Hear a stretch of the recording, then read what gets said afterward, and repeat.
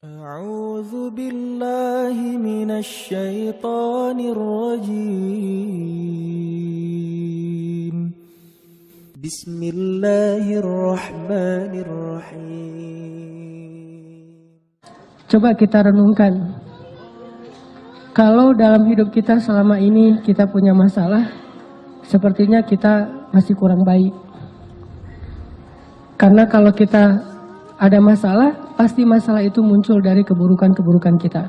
Bisa keburukan hari ini, bisa keburukan kita yang di masa lalu. Nggak mungkin karena kebaikan, pasti keburukan. Keburukan hari ini atau keburukan kita di masa lalu.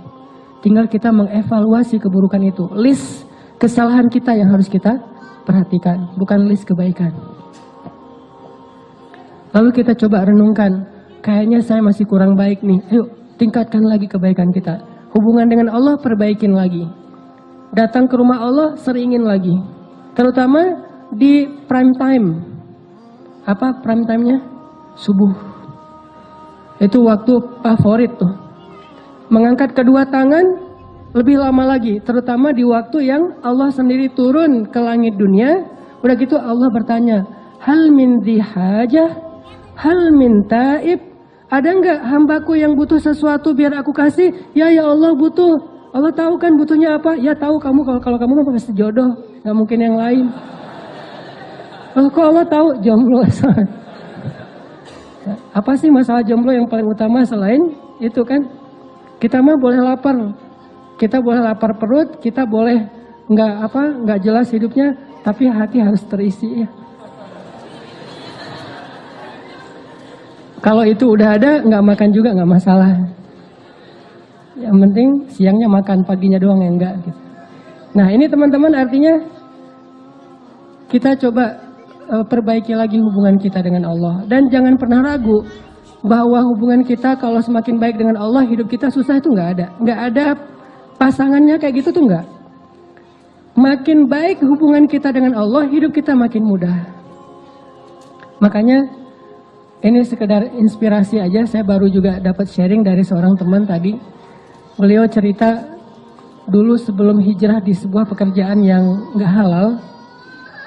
Beliau ngerasa hidup beliau penghasilannya tuh kayak lancar gitu, banyak, untung besar segala macam. Tapi setelah beliau hijrah, beliau ngerasa sekarang kenapa kok penghasilan saya jadi kayak berkurang Ustadz. Jadi malah susah, finansial saya itu bermasalah Ustadz. Saya tanya, dulu sebelum hijrah emang ada masalah apa? Masalahnya sih saya punya hutang 47 miliar. Makanya saya hijrah. Tapi setelah saya hijrah kok saya penghasilannya jadi susah Ustadz, nggak kayak dulu lancar. Saya balik tanya, memangnya dulu Bapak bagaimana disebut penghasilan lancar sementara hutangnya 47 miliar? Itu bukan penghasilan lancar, itu bukan rezeki, itu bukan keberlimpahan, itu minus 47 miliar. Sejak hijrah, beliau ngerasa penghasilannya susah. Enggak, justru sejak hijrah, penghasilan beliau mungkin nggak bertambah, tapi minusnya nahan segitu aja, jangan nambah lagi gitu. Pelan-pelan berkurang minusnya. Jadi misalnya 20 miliar, 10 miliar, dan ini uang semua ini. Saya juga kaget, 47 miliar, langsung berhitung gitu. Beli kerupuk berapa misalnya, beli bakso, lumayan banyak kan ya. Orang sering salah paham, dia ngerasa bahwa dulu sebelum hijrah lancar, padahal nggak lancar penghasilannya, lancar hutangnya. Setelah berhijrah mungkin seret gitu, tapi hutangnya juga seret. Penghasilannya Allah akan perbaiki secara bertahap. Kayak orang sembuh, sembuhnya pelan-pelan. Pertama mungkin hilang dulu panasnya, kemudian mulai hilang radangnya, kemudian mulai lemesnya hilang, udah agak sehat, bertahap. Artinya teman-teman nggak mungkin bersilangan, sehingga kita coba belajar yakin.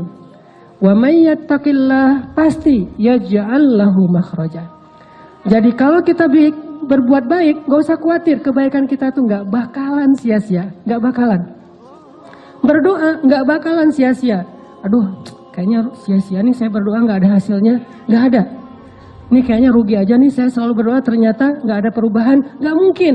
Doa itu ibadah dan nggak mungkin ibadah itu ngerugiin kita tuh nggak mungkin. Terus mana hasilnya? Mungkin kita belum paham tentang fikih doa. belum paham bukan tentang tata cara doanya, hikmah bagaimana cara Allah mengabulkan doa. Dikabulkan pasti, kalau nggak ada penghalang. Mungkin salah satu penghalang doa dikabulkan kan makanan yang tidak halal kan ya, salah satunya nih. Atau silaturahim terputus. Kalau nggak ada penghalang, doa kita pasti dikabulkan Allah. Cuman kita kadang terlalu memaksakan Allah mengabulkan seperti yang kita pengenin. Padahal bisa aja Allah ngabulinnya sesuatu yang lebih baik dari apa yang kita pengenin. Atau Allah mengabulkan doa kita dengan memberikan kebaikan yang sama nanti di akhirat. Toh kita hidup tuh nggak sekali, kita hidup tuh 2 kali, dunia dan akhirat. Dan bahkan dunia itu kita cuma hidup sebentar, 60-an tahun, dan itu pendek banget loh. Kita nggak pernah ngebandingin sih, makanya nganggap kayak usianya panjang 60 tahun. Coba bandingkan dengan umat kaum Nabi Solih, kaum Ad dan Samud, berapa usianya? Rata-rata 1500 tahun, 2000 tahun.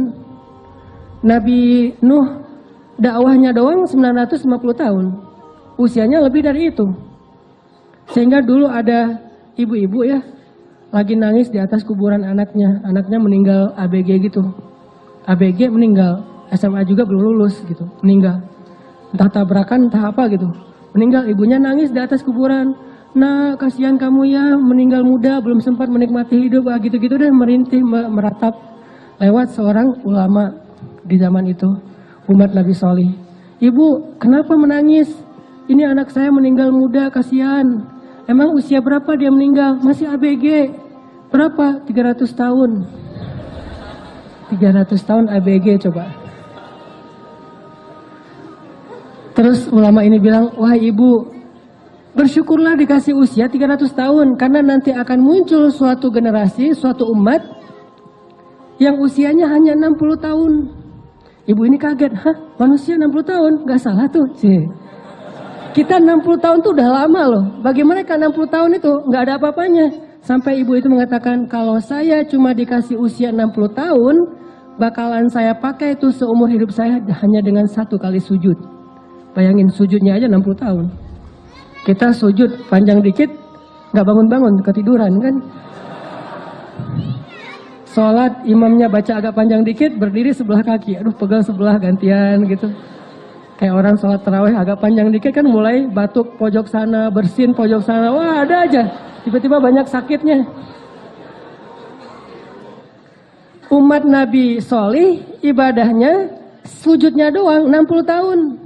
Bahkan Allah menciptakan malaikat setiap hari khusus tugasnya untuk sujud pada Allah. Jadi diciptain langsung sujud.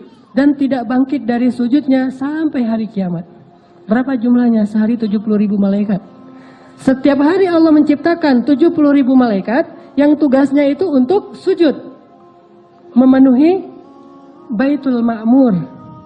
Memenuhi langit dunia. Sehingga Baitul Ma'mur itu kata Nabi sesek luar biasa. Saking seseknya, seandainya Baitul Ma'mur itu retak gara-gara dipenuhi malaikat, maka retakan dari Baitul Ma'mur itu akan jatuh ke atas Ka'bah tepat. Penuh dengan para malaikat. Bayangin sehari 70.000. Dan satu malaikat itu ukurannya lebih besar daripada bumi. Bumi di hadapan para malaikat kayak bola apa? Kayak bola pingpong kali. Jibril doang. Satu Jibril ketika menyampaikan wahyu kepada Rasulullah, itu kan Jibril dengan wujud aslinya tuh. Kemana Nabi ngelihat ke langit itu ada wajah Jibril. Di situ Jibril, semuanya dipenuhi oleh Jibril. Nabi lari, dipanggil sama Jibril, ya Muhammad, jangan lari, saya Jibril, kamu Rasulullah. Nabi takut, karena gak kenal sama Jibril. Tiba-tiba di follow gitu kan sama Jibril. Wah ini siapa nih followersnya? Ngeri lagi followersnya, Jibril.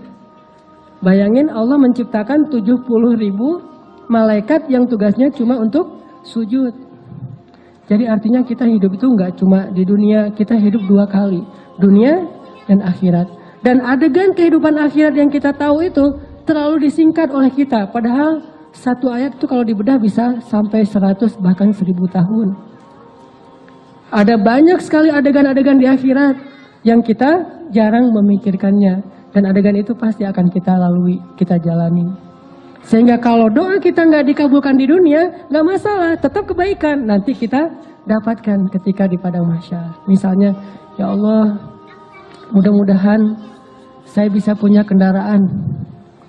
Masa naik angkot terus?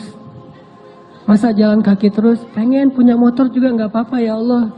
Makanya kalau minta jangan tanggung-tanggung. Mobil ya Allah. Atau nggak usah mobil, roda 3 juga nggak masalah. Bemo ya. Ya Allah, saya pengen punya kendaraan. Doa pengen punya kendaraan. Ternyata qadarullah dalam sekian lama dia berdoa nggak punya kendaraan. Meninggal masih jalan kaki. Atau paling-paling sepeda ontel. Nggak punya kendaraan bermotor. Apakah doa dia sia-sia? Nggak. Berarti kalau nggak dikabulkan sejak dia hidup di dunia, nanti dia di surga itu atau di padang mahsyar udah punya kendaraan. Kok tiba-tiba datang kayak Alphard gitu kan di padang mahsyar gitu. Dijemput gitu. Silakan Mas, ini apa nih kok ada Alphard di padang mahsyar gitu kan ya? Toyota. Kenapa nih kalau ada Alphard di padang mahsyar? Kan dulu Mas berdoa pengen punya Alphard. Ya udah karena nggak dikabulkan di dunia, dikabulkan di surga. Wah bener nih bener ya, udah jalan lancar tuh. Yang pasti dia dapat apa yang dia minta. Terus kenapa kita ragu-ragu minta sama Allah yang terbaik? Kalau nggak dapat di dunia ya dapat di akhirat, sama aja kan? Yang sama-sama hidup kok, malah di sana lebih butuh dari apa yang kita dapetin di dunia.